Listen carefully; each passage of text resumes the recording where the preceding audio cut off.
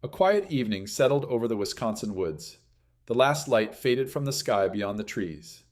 The cabin stood alone in a small clearing. Smoke rose from the chimney in a thin gray line. It disappeared into the darkening air above. The nearest neighbor lived more than a mile away. The road was little more than two ruts. Wagon wheels had worn them into the earth. Years of slow passage had deepened them. Inside the cabin, the air was warm. A fire burned low in the hearth. It had been tended carefully all evening. The flames had settled into a steady glow. Orange and gold light filled the room. It cast soft shadows across the log walls. The floor was packed dirt. Years of footsteps had smoothed it flat. The cabin was small by any measure, but it held everything a family needed. A wooden table stood near the center. Its surface was worn smooth by countless meals. Chairs surrounded it in different sizes. They were sturdy and built from local timber. Along one wall, a row of pegs held coats. A blue coat hung among them. It was faded at the elbows now. The brass buttons caught the firelight sometimes. They glowed when the flames flickered just right. Tallow candles added their own light. They were smaller and softer than the fire. The flames moved gently with each small draft. Someone had stuffed the gaps with moss. But the cold still found a way in. Tonight was not deep winter, though. The air outside was cool, but not bitter. The warmth inside felt earned and good. The family was gathered in the main room. It was an ordinary evening for them. The work of the day was finished now. A woman sat near the fire with mending. Her needle moved steadily through fabric. Her name was Caroline. She moved with quiet efficiency. A man sat across from her. He held a piece of wood in his hands. A small knife worked at it slowly. This was Charles. The children called him Pa. His hands knew the wood very well. They moved without much thought at all. A fiddle rested against the wall. He would play it later, perhaps. But not yet. For now the quiet was enough. Children moved through the room slowly. They were growing tired, but not admitting it. A small girl sat near the hearth. She watched the fire with careful attention. Her name was Laura. She was perhaps 4 years old, perhaps 5. The exact year mattered less than the feeling. The warmth of the room surrounded her. The safety of family filled the space. This was home. This was peace. There were others in the room as well. A man sat slightly apart from the rest. He was thinner than Charles. His face was pale. He watched the flames with patient eyes. His name was James. He was one of the brothers. Another man stood near the window. He looked out at nothing in particular. His name was Hiram. He was younger than James. There was a stillness about him. He had learned to be quiet. The fire crackled softly. The candles flickered. Outside, the wind moved through the trees. It made a sound like breathing, steady and slow. The cabin settled into evening quiet. The wood creaked gently. The needle passed through fabric. The knife shaped the wood. The breathing of the family filled the room. This was the world they had built. A small circle of warmth. The woods outside were vast and dark. The world inside was warm and lit. The family held it together. Laura watched her uncles without seeming to. She noticed that James sat very still. He did not move like her father moved. There was something careful about him. She noticed these things. She filed them away in her mind. The evening continued in its quiet way. Charles picked up the fiddle eventually. He played a tune that everyone knew. It was slow and gentle. It filled the cabin without demanding anything. The children grew drowsy. The fire burned lower. The candles were replaced with fresh ones. This was the small ritual of the evening, keeping light in a world where darkness came early. Outside, the stars emerged one by one. They filled the sky with distant light, more stars than anyone in a city could imagine. The woods stood silent around the cabin. The trees were black against the deepening blue. An owl called somewhere in the distance. A branch creaked in the wind. These were the sounds of that world. A world before electricity, before engines, before the constant noise of modern life. Inside the family was together. They were warm. They were safe enough for now, safe enough to rest, safe enough to let the day end. The morning came slowly. It came the way mornings came on the frontier, cold and full of work that needed doing. Someone rose before the others. They moved quietly through the dark cabin. The fire had burned down to embers.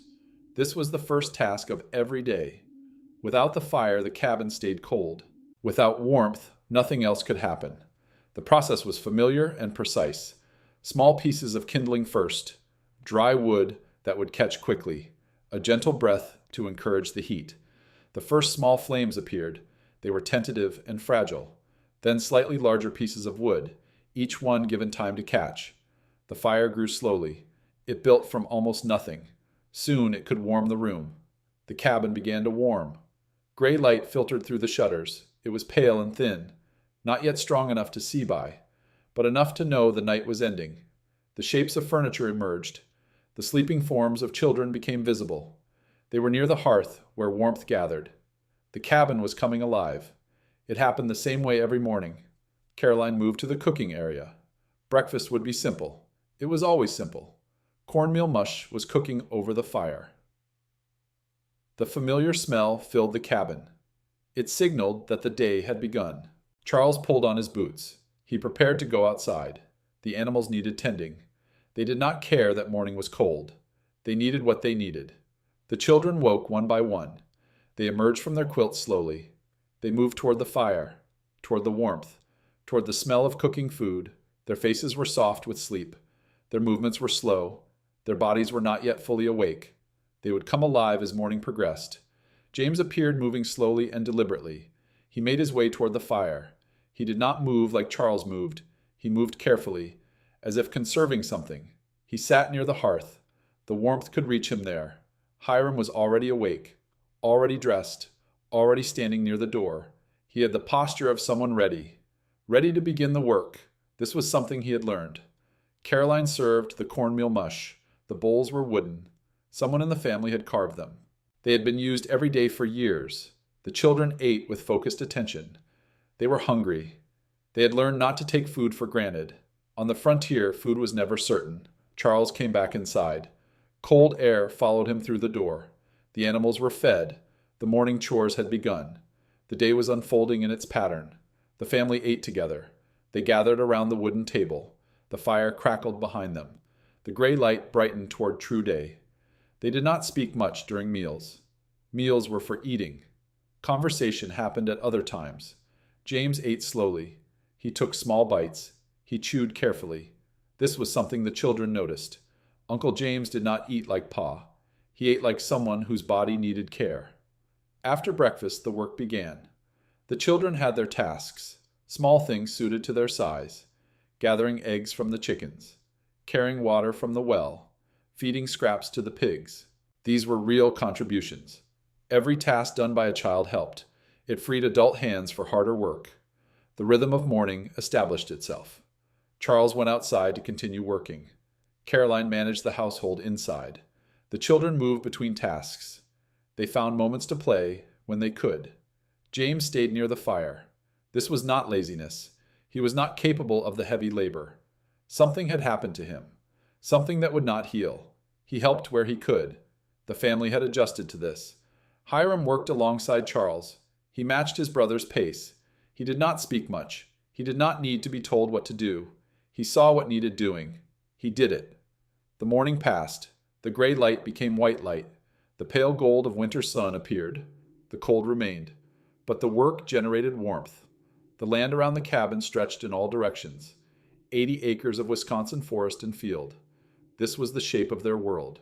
The woods pressed close on all sides. Oak and maple and pine grew thick. The trees had been here a long time, long before any settlers arrived. The cabin stood in a clearing. The trees had been cut away. Their stumps had been pulled. The ground had been cleared for building. Maintaining this clearing required constant effort. The forest wanted to grow back. The weeds wanted to reclaim the fields. The barn stood near the cabin. It housed the animals the family needed. It smelled of hay and the warmth of animals. In winter, their breath hung in the air, small clouds forming with each exhale. Beyond the barn, the fields stretched out. In summer, they would be green with crops. In winter, they were brown and dormant. The stubble of last harvest poked through snow. They waited for spring. A root cellar sat behind the cabin. It was dug into the earth. Vegetables from the fall were stored there. Potatoes and carrots and turnips. This was insurance against hunger. The woodpile dominated one side of the clearing, a massive stack of split logs. It represented countless hours of labor. Wood was life on the frontier. Wood heated the cabin. Wood cooked the food. A creek ran along the property edge. It was frozen now in winter. In warmer months, it provided water. In winter, water came from the well, drawn up bucket by bucket. The nearest neighbor lived more than a mile away. The road to town was difficult. Travel along it was slow. The family did not make the journey often. This was isolation. There was no telephone. There was no doctor nearby. There was no store for emergencies. The family was responsible for its own survival. The light in winter was different. It came later in the morning. It left earlier in the evening. It was pale and flat, without the warmth that summer provided. The sounds of winter were different too. The birds had migrated or gone quiet. The insects were dormant. What remained was wind through bare branches, the creak of cold wood, the occasional call of a crow. This was the world the family knew. It was not easy. It was not comfortable. But it was their world, the only world they had. The story of the family began long ago. It began in motion, the way so many frontier stories did. Lansford Whiting Ingalls was born in 1812. He was born in the hill country of New York. The land there was quiet and forested. It stretched toward the Great Lakes. He grew up learning farm work. He learned it through years of doing, the same tasks over and over, until they became as natural as breathing. He learned to read the weather. He learned to judge soil by its feel. He learned that land would give enough, if you worked it honestly. He married a woman named Laura Louise. Together they began building a life. Together they began raising a family. They had 10 children. That number meant something different then. Infant mortality was common. Having 10 children was arithmetic. You needed that many to be sure. Some would survive to adulthood. The sons were Peter and Charles, James and Hiram and George. The daughters were Lydia and Polly, Dosia and Ruby. One infant did not survive. They were not wealthy. They were not desperately poor either.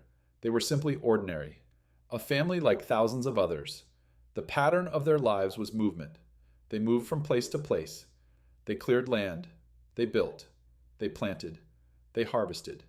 Then they moved again. New York to Illinois. Illinois to Wisconsin. Each move carried hope. Hope that the next place would hold. Hope that they could finally stop moving. By the mid-1850s, they settled. 80 acres along the Oconomowoc River, Jefferson County, Wisconsin. It was wooded country, good timber, cold winters. The children grew up in this rhythm. They learned to work before they could read. They learned that survival required everyone. There was no room for idleness. The brothers grew up together. 5 boys in a household that moved. They learned to work alongside each other. The work required more hands than one. Peter was the eldest. Charles came next. Then James, steady and quiet.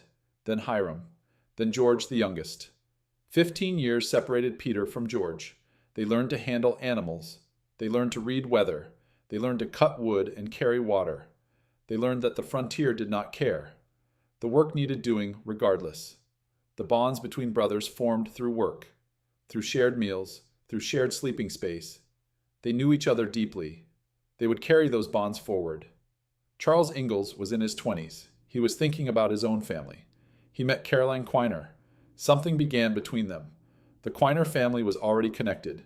Henry Quiner had married Polly Ingalls. The families were woven together. Caroline was born in 1839. She grew up in the same hard circumstances, the same cold winters, the same constant effort to survive. She learned to cook and sew. She learned that capability was not optional. Charles and Caroline married in 1860. The wedding was small, a simple ceremony. Food shared, music played, 2 people beginning a life together. They moved into a small cabin. Caroline was pregnant within the year. The family was growing. The next generation was beginning. This was the world they knew, the world of work and hope, the world of uncertainty, the world that would soon be disrupted. The war came to Wisconsin gradually, not as battles, not as violence, as a change in atmosphere. Fort Sumter fell in April of 1861.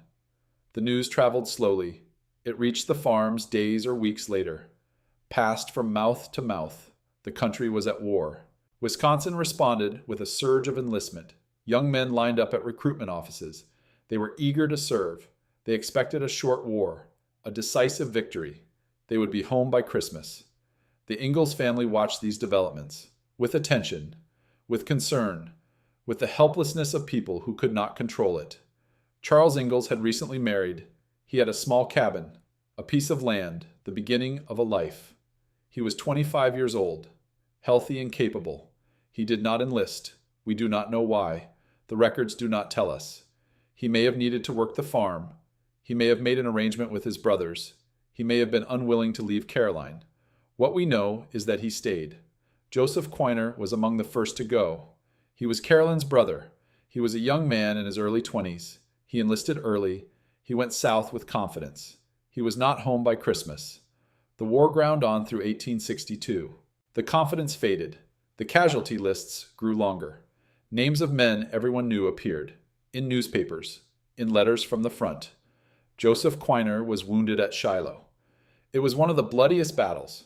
A 2-day engagement in Tennessee. Joseph made it off the field. He was taken to a field hospital. He died of his wounds in April. He was 22 years old. Caroline learned her brother was dead. She was 22 herself. She had a young child, a husband who had not served, a war that showed no sign of ending. Whatever she felt, she kept private. She continued the work. She cared for the baby. She tended the fire. She did what needed doing. The death was not an abstraction. It was a face they knew, a voice they had heard, a kitchen chair where someone used to sit. It was a reminder. The war was happening to them. The war continued through 63, through 64. The enthusiasm faded. Something harder replaced it. The Union moved to drafts. They offered cash payments for enlistment. The Ingalls brothers watched all of this. Peter had his own family now. Charles had Caroline and the children. But James and Hiram were still watching, still waiting. James was 21 in 1864. Hiram was 16. The war had defined their adolescence. They had grown up hearing about it, reading about it, absorbing the atmosphere of it. Something shifted as 64 turned to 65. The war was clearly ending, but it was not ended yet. James and Hiram made a decision. They would go. We do not know what prompted them. We only know that in January of 65, they decided to enlist. They left the family behind. They traveled together. They crossed the landscape of their home. They headed toward Lake City, Minnesota. A regiment was being formed there. The road led across Lake Pepin, a wide stretch of the Mississippi. In January, the crossing took courage. They arrived at the recruitment office. The office was small, probably crowded with other young men. James enlisted honestly. He was 21, of legal age, physically capable. Hiram was 16 years old. He told the recruiter he was 19. The recruiter believed him, or chose not to look closely. The lie went into the records. They were assigned to Company E, 1st Minnesota Heavy Artillery. They were soldiers now. Whatever came next, they would face together. The regiment assembled at St. Paul, late January and early February. The 1st Minnesota Heavy Artillery. It was not the kind of unit that charged into battle. Heavy artillery regiments served differently. They manned the large guns. They defended strategic positions. The work was important but unglamorous. James and Hiram trained with the regiment. They learned to handle the artillery pieces. They learned the routines of military life, the schedules and formations and protocols. In late February, orders came. They were being sent south, to Tennessee, to the garrison at Chattanooga.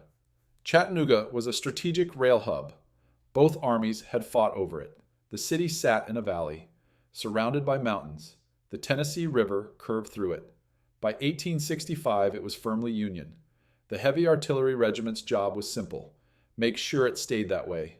James and Hiram traveled south, by rail where rail existed, by other means where it did not. The journey took them through scarred landscapes, country marked by years of war. They arrived in Chattanooga, late February or early March. The war had perhaps 6 weeks left, though no one knew that yet. The days in Chattanooga settled into routine. The garrison woke early, before dawn. The bugle call came first. The barracks were long wooden structures. Men slept in rows. The air smelled of wood smoke and sweat. In winter, the barracks were cold. In summer, they would be stifling. Breakfast was served in a mess hall. food prepared in large quantities, eaten quickly, coffee when available, bread or hardtack, salt pork. After breakfast, the work began.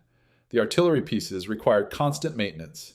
The men drilled regularly, practicing loading and aiming, until the movements became automatic. James learned to work the guns.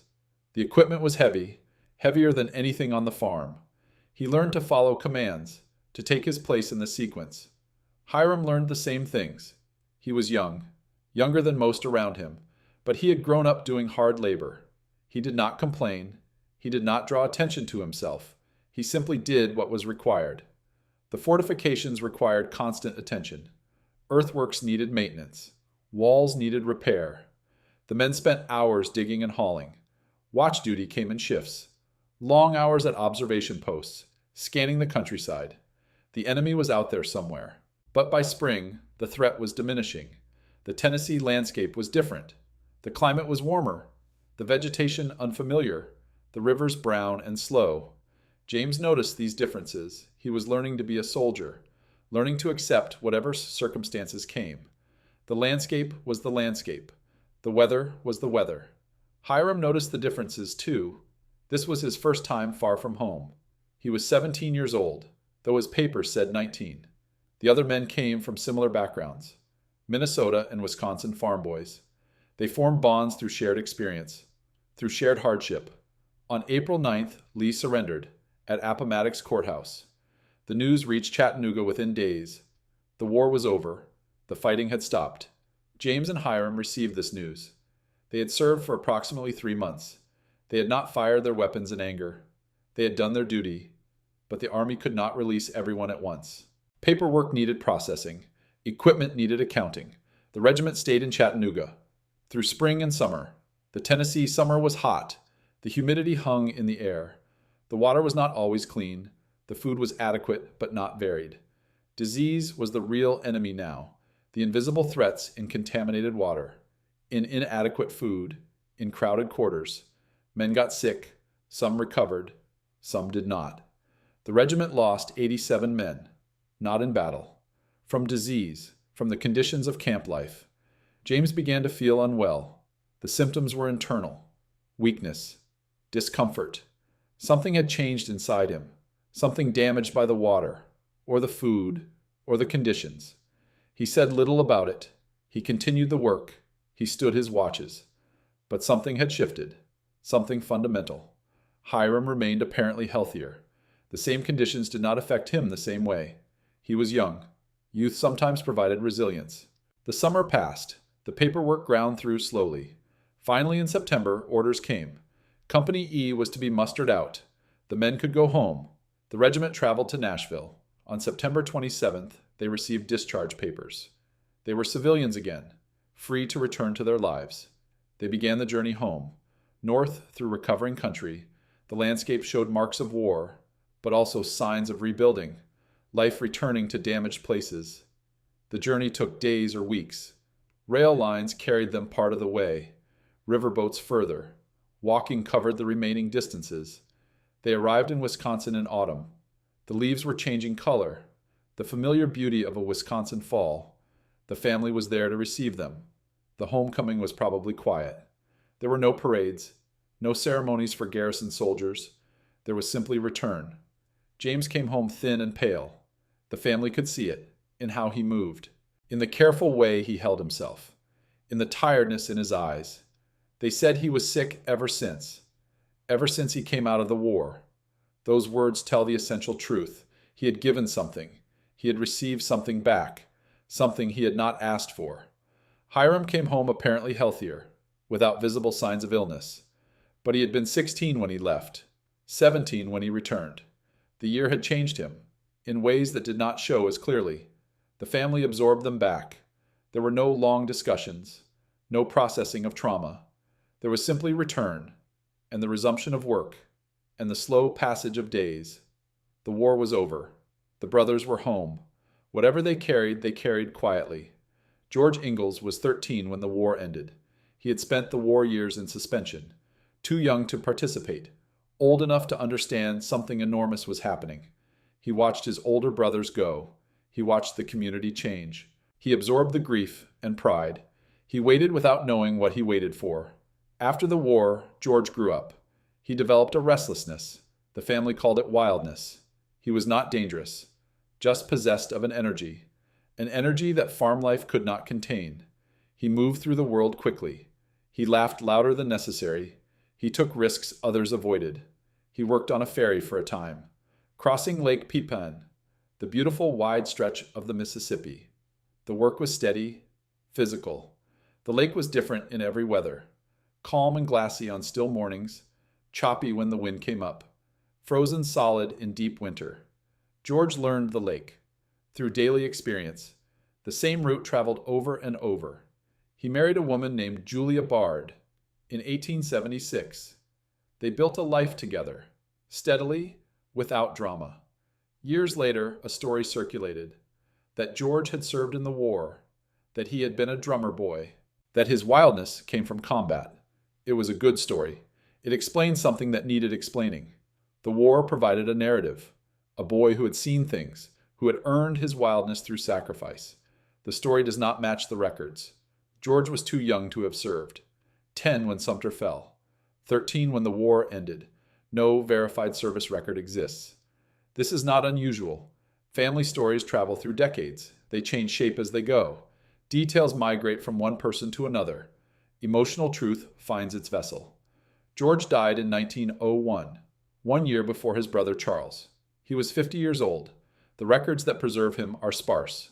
A marriage certificate, a death record, the fragments ordinary lives leave behind. He was not famous. He did not become a character in books. His story stayed within the family, remembered by those who knew him, gradually fading as those people passed. The blue coat on the peg in the cabin, with the brass buttons. It may have been his, or may have been someone else's. Army coats were passed around, useful garments serving practical purposes. The children saw him in that coat. They absorbed the impression. Uncle George the soldier, the wild one. This impression stayed with them. Laura was among those children. What she saw and understood would shape books that millions would read. But that writing was decades away. For now, George was simply one brother, living his life in the borderlands, working on the ferry, building a household with Julia, growing older, carrying whatever he carried. The cabin filled with family on certain evenings, gatherings that brought the scattered clan together. Charles played the fiddle. The music filled the small space. The tunes were familiar, songs passed down through generations. Caroline sat near the fire, her hands busy with mending. Even on evenings meant for rest, there was work that could be done.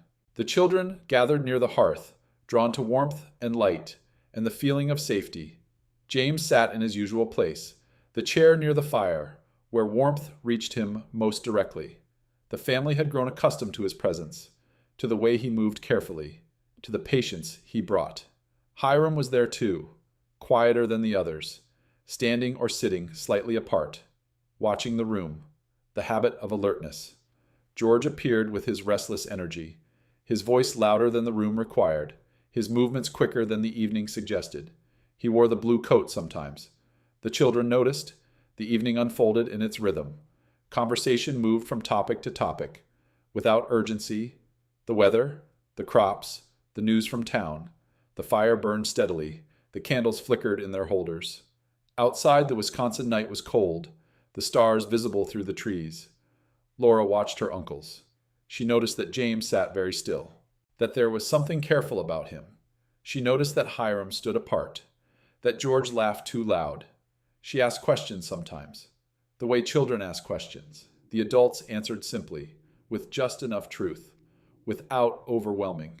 Pa told her James had been sick. Pa told her George had been a drummer boy. These answers became how Laura understood. They became the stories she carried forward. The evening continued. The fiddle played. The fire burned. The family sat together. This was what survival looked like. Not just physical survival, emotional survival too. James sat by the fire. He had given something to his country. He received something back. He carried it quietly, without asking for recognition. Hiram stood near the door. He had been 16 when he went, 17 when he came back. He carried his own history. George moved through the room. Whatever drove his energy, It was part of who he was. The family accepted it. The children grew tired. Their eyes grew heavy. One by one they drifted toward sleep. The fiddle played more softly, the music becoming a lullaby. The fire burned lower. The adults' voices became murmurs. This was the world Laura would remember, the world she would carry for decades, the world she would try to capture in words. The evening ended gradually. The gathering slowly dispersed. The fire was banked. The candles extinguished. The darkness settled over the room. The children were already asleep. The adults moved quietly. Tomorrow, the work would begin again. But for now, there was rest. The cabin stood alone in its clearing, surrounded by the vast Wisconsin woods. Inside, the family slept, their breathing steady and slow. The stars wheeled slowly overhead. The night was quiet. The cold was deep. The family was together, and somewhere in that cabin, a little girl named Laura slept, and dreamed, and carried forward memories. She did not yet know she would write them down. The children understood things about the war, without being told directly. This was how children learned then, through observation, through watching adult faces, through listening to adult voices. They knew Uncle James was different. They knew he sat by the fire. When other adults worked, they knew he moved slowly. There was something in his body that limited what he could do. They knew Uncle Hiram was quiet. They knew he stood near doors, near windows, watching rooms with attention. That seemed excessive. They knew Uncle George was wild. They knew the story Pa told, about the drummer boy who went to war, who came home different. Laura absorbed all of this. She was a child with quick eyes, a good memory. She filed things away, without knowing what she would do with them. She remembered asking James a question. If he was wild like Uncle George, he answered her, "Pretty tame." 3 words. A small, self-deprecating response. That told her something true, about the contrast between them. She remembered those words. She carried them forward. The children learned family history in fragments, through overheard conversations, through observed moments, through gaps and silences. They learned certain topics were not discussed. Certain questions received deflecting answers. Certain aspects remained mysterious. They learned the war had happened, that it had taken some people away, changed others. The family they knew was shaped by it. Laura would carry these impressions into her adult life, through decades of living, through marriage and farming, through hardships and successes. And then, when she was an old woman, she would try to write it down. The seasons turned in their eternal rhythm, carrying the family through another year. Spring came slowly, fighting against winter's grip. The snow melted in patches. The creek began to flow again. The work of spring was plowing, planting, turning soil that had been frozen, seeds planted in rows, each one carrying hope. James helped where he could, with tasks that did not require sustained effort. He sorted seeds. He watched the work with patient eyes. Hiram worked alongside Charles, matching his brother's pace. He did not speak much. He saw what needed doing. He did it. The children helped in their ways, carrying tools, fetching water, learning the rhythm of planting season. Summer followed spring. The days lengthened. The air warmed. The crops grew in the fields. The work of summer was cultivation, helping crops grow, preventing weeds from destroying them. The days were long, starting early, ending late. The garden produced vegetables, fresh food for immediate use. Caroline tended it carefully. The children found moments to play, swimming in the creek, exploring the woods, their imaginations turning ordinary things magical. Autumn came with changing colors. The maples and oaks turned red, orange, yellow. The forest blazed for weeks. Then the leaves fell, and gray approached. The work of autumn was harvest, the culmination of everything planted, everything tended, everything hoped for. The crops were gathered, corn picked, wheat cut, vegetables stored for winter, the root cellar filled, the corn was stored in cribs, the wheat threshed and barreled. Winter followed autumn, the circle completing itself, the routines of cold weather returning. The fire burned constantly. The cabin contracted around the hearth. The family spent more time near the fire. The corners belonged to the cold. The seasons turned and turned again, each year following the pattern before. The family grew older. The children grew taller. The work continued. James remained as he was, thin and pale, sitting near the fire. The years did not heal what was damaged. He accepted this with patience. Hiram worked and watched and remained quiet. Whatever he carried privately. Part of the family's life, present and contributing, largely unremarkable. George appeared at gatherings with his restless energy, building his own life, becoming ordinary. The wildness just one aspect. The years accumulated, the seasons turned, the family lived. Families create stories about themselves, narratives that explain who they are, where they came from, how they became the people they became. The Ingalls family was no different. They had stories they told around the fire. Some were accurate in every detail. Some had shifted over time. The story of George and the war. It explained his wildness. The war provided a narrative. A boy who had seen combat. Of course, such a person would be wild. The story traveled through decades, told and retold, absorbed by children, carried into adult lives, passed to the next generation. The story became true. Through repetition, through acceptance, through shared belief. Whether it matched records mattered less than whether it captured something essential. Family stories serve different purposes than historical documents. The story of James was quieter. He had actually served, actually been to Tennessee, actually come home changed. But his story was not dramatic. No charges across battlefields, no facing enemy fire, just standing watch, maintaining equipment, getting sick from bad water, carrying consequences for the rest of his life. There was no drama in that story, no heroism easily narrated, just endurance. Quiet continuation under difficulty. Not the kind of story told around fires. The family knew James was sick. They knew it connected to his service. But they did not make it into a story. The way they made George's wildness. Hiram's story was quieter still. He had served alongside James, but came home without visible markers. His service became almost invisible, overshadowed by George's story and James's illness. This was how family memory worked, highlighting certain things, leaving others in shadow. The stories traveled forward. They reached Laura. She absorbed them.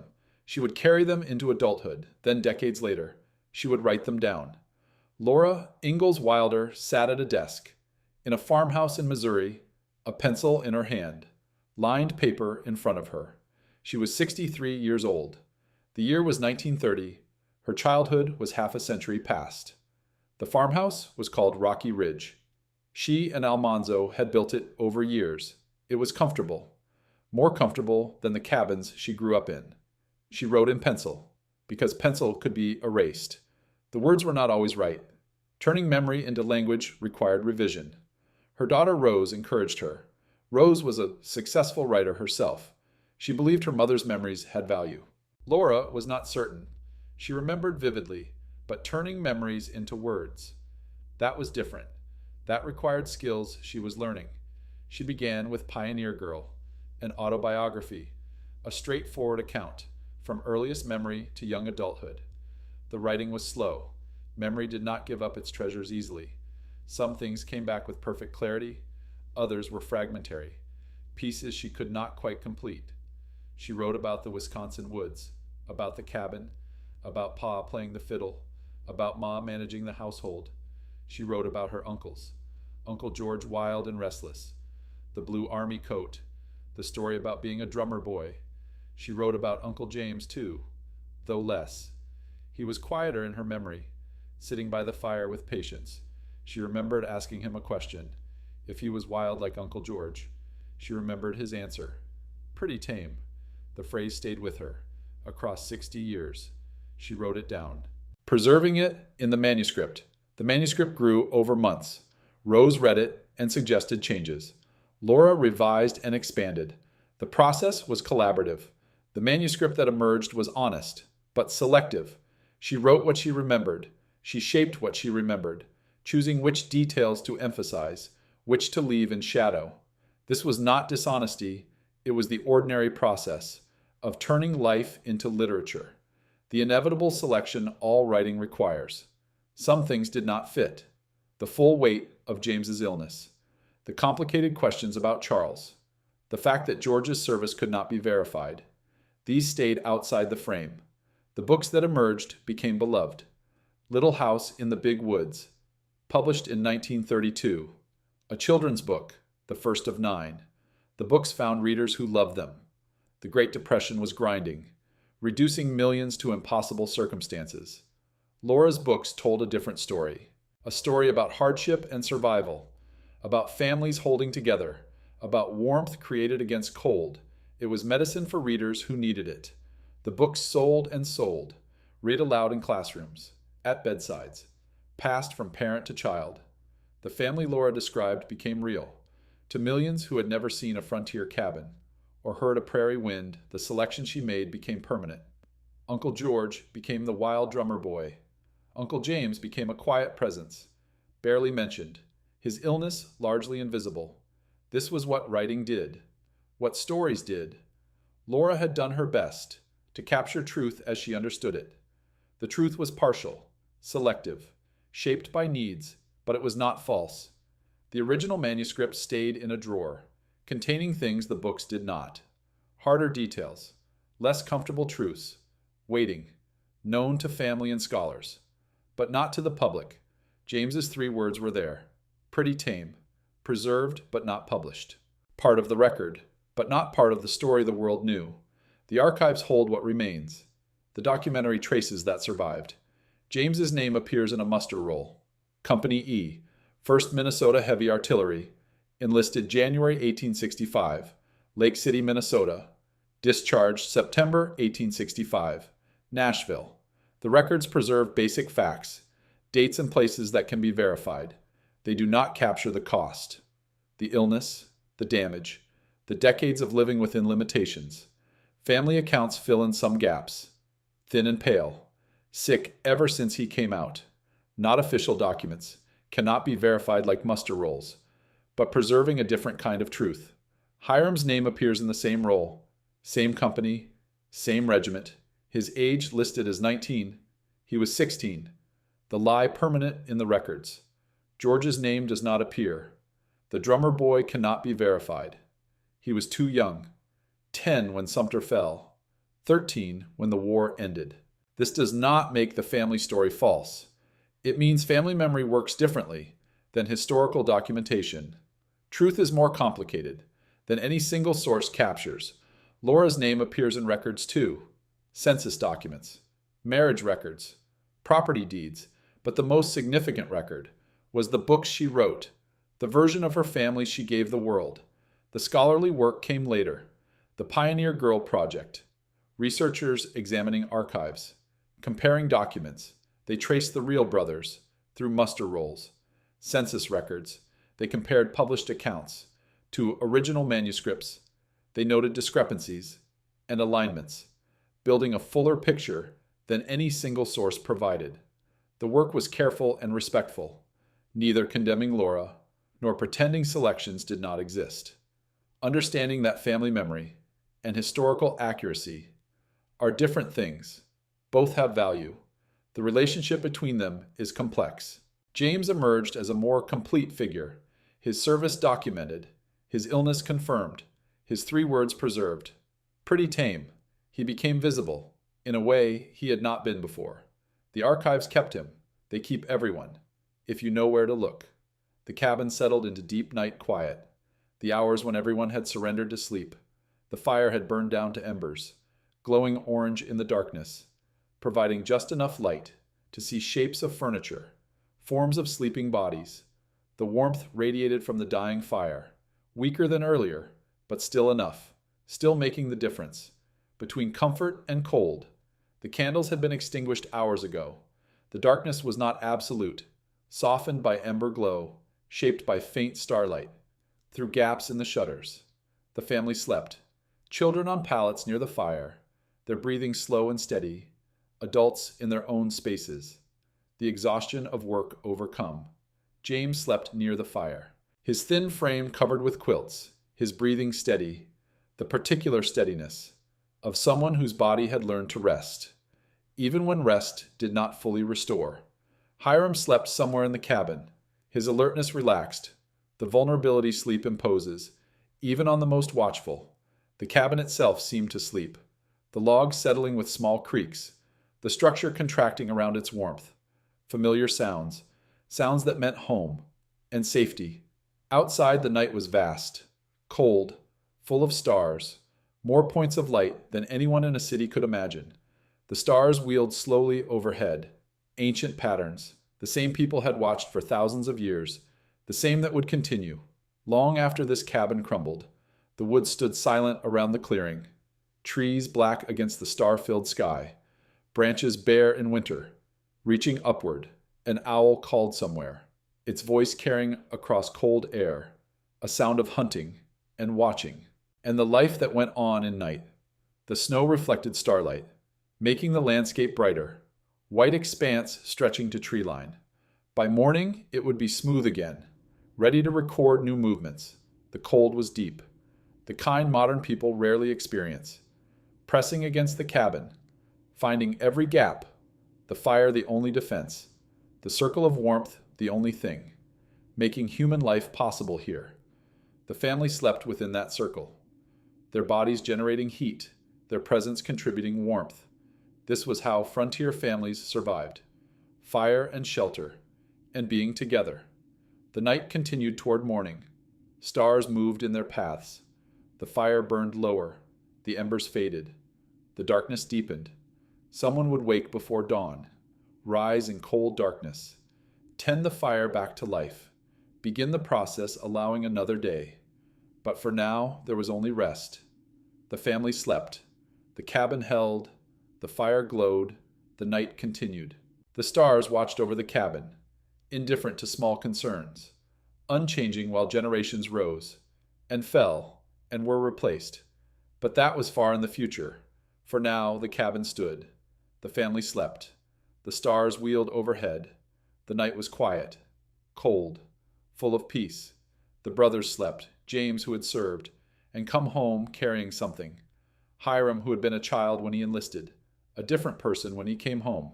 George perhaps visiting, perhaps in his own home miles away, carrying his wildness into dreams. They were all part of this family, this network of connection. The frontier had required them to build, in order to survive. The night deepened. The fire faded. The morning approached, and in the cabin in the Wisconsin woods, surrounded by vast silence, a family slept and dreamed, and continued the slow work of becoming the people they would be remembered as. The story does not end. It fades, the way stories fade, when they have delivered what they have to deliver. The Ingalls brothers lived their lives. James carried his illness with patience, doing what he could, resting when he needed, continuing until the end came. In the quiet way ends come, to people whose lives are not documented. Hiram carried his quiet watchfulness, building a life barely preserved in records, becoming one of countless people whose existence is confirmed by documents, but whose experience is largely lost. George carried his wildness through decades, working and marrying, growing older, the energy gradually giving way to whatever comes when the body cannot sustain, what the spirit demands. They are all gone now.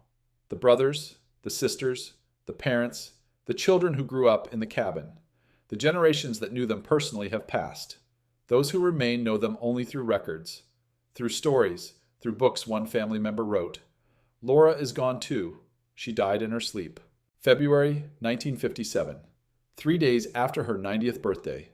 In the farmhouse at Rocky Ridge, she had answered fan letters by hand, until the end.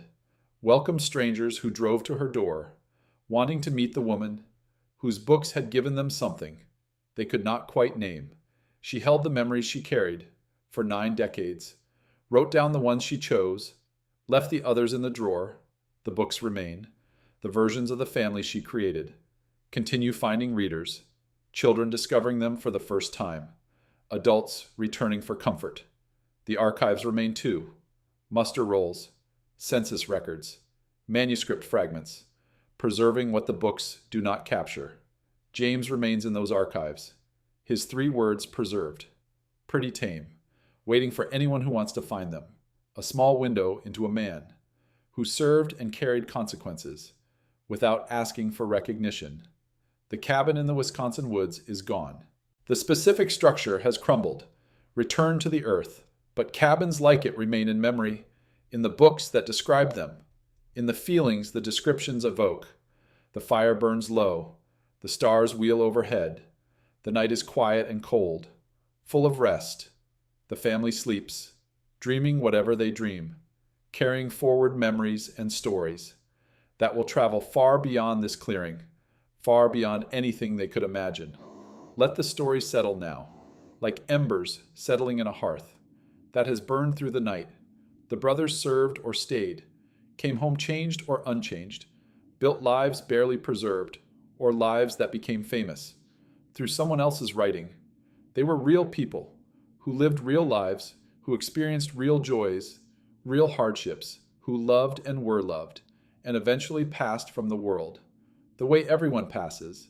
The story of the Ingalls family is their story, but also the story of every family that has tried to survive in difficult circumstances, that has built warmth against cold, connection against isolation, that has created stories to explain itself, and carried those stories forward. The fire burns low, the night deepens, the morning will come, as morning always comes, and the work will begin again, as work always begins again. But for now, there is rest, there is quiet, there is the particular peace that comes when a story has been told and can be set aside, when the people in the story have been honored with attention and can be released back into the silence they came from. Sleep well.